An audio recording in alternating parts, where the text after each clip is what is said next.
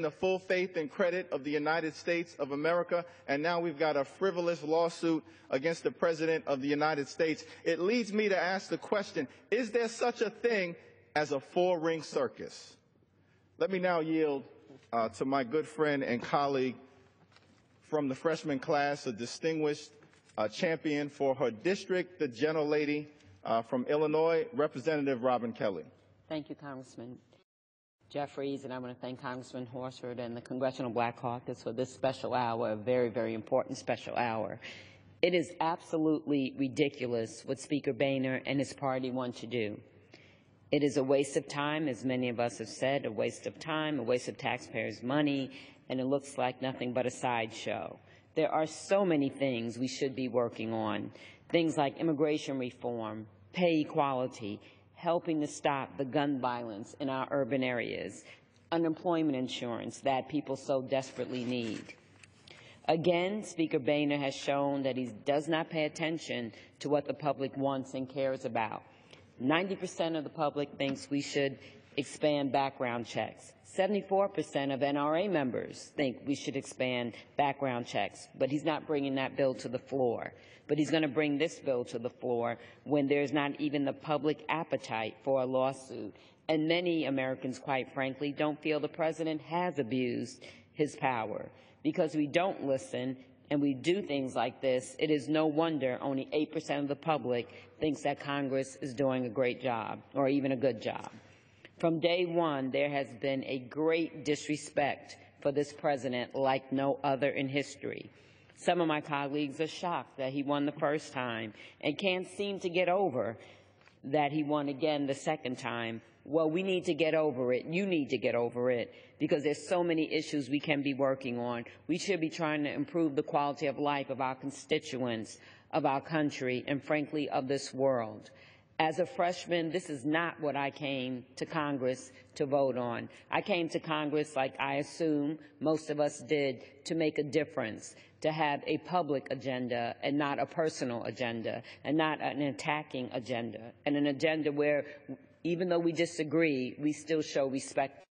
So I again applaud you, Congressman, for holding this, sponsoring this. This is extremely important.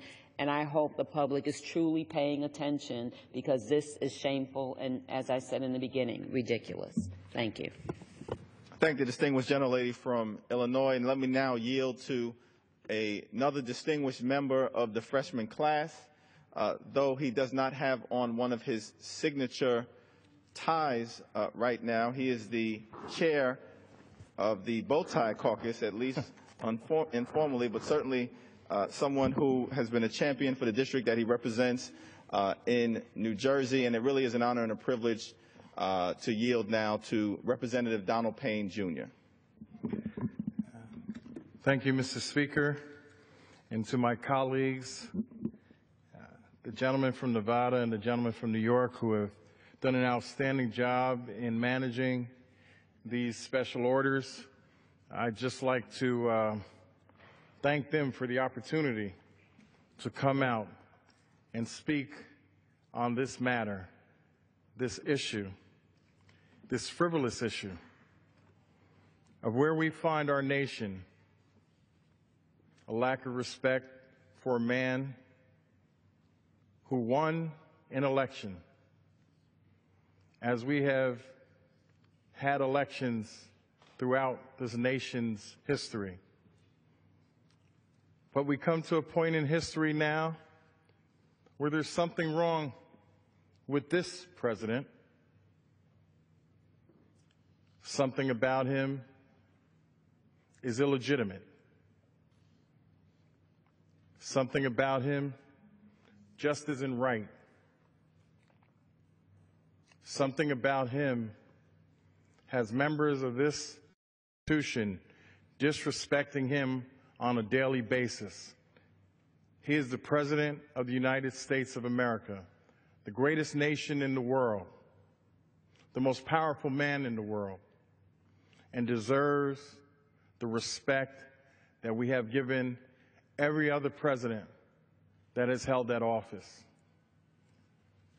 While millions of Americans are still out of work, my Republican colleagues are wasting time and money again.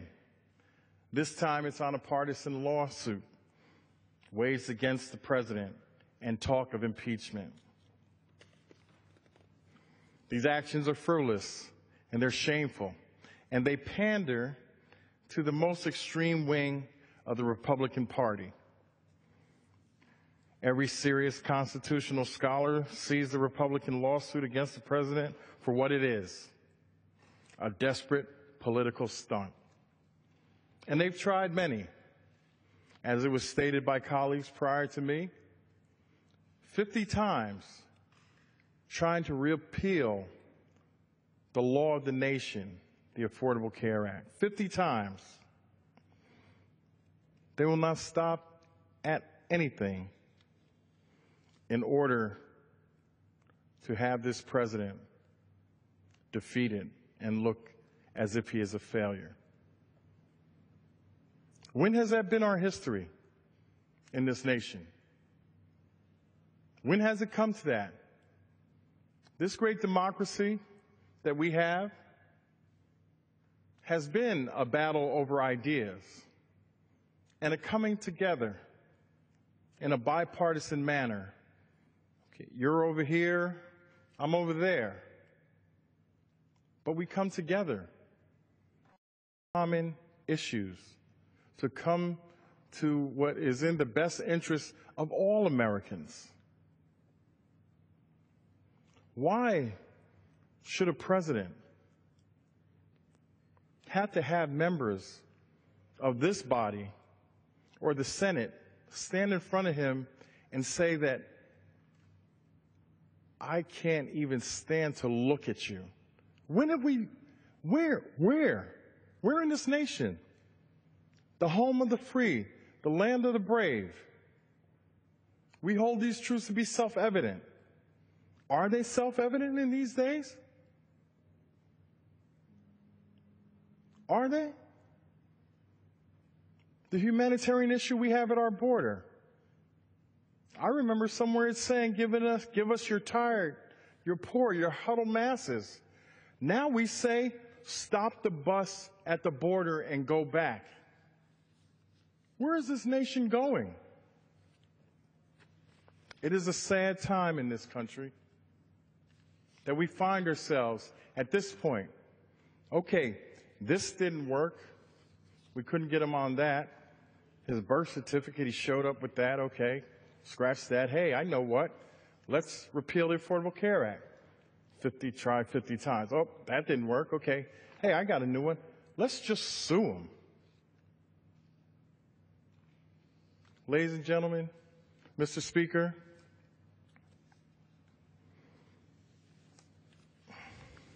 just because the Republicans disagree with the president's policies or political persuasion doesn't give them the right to sue him.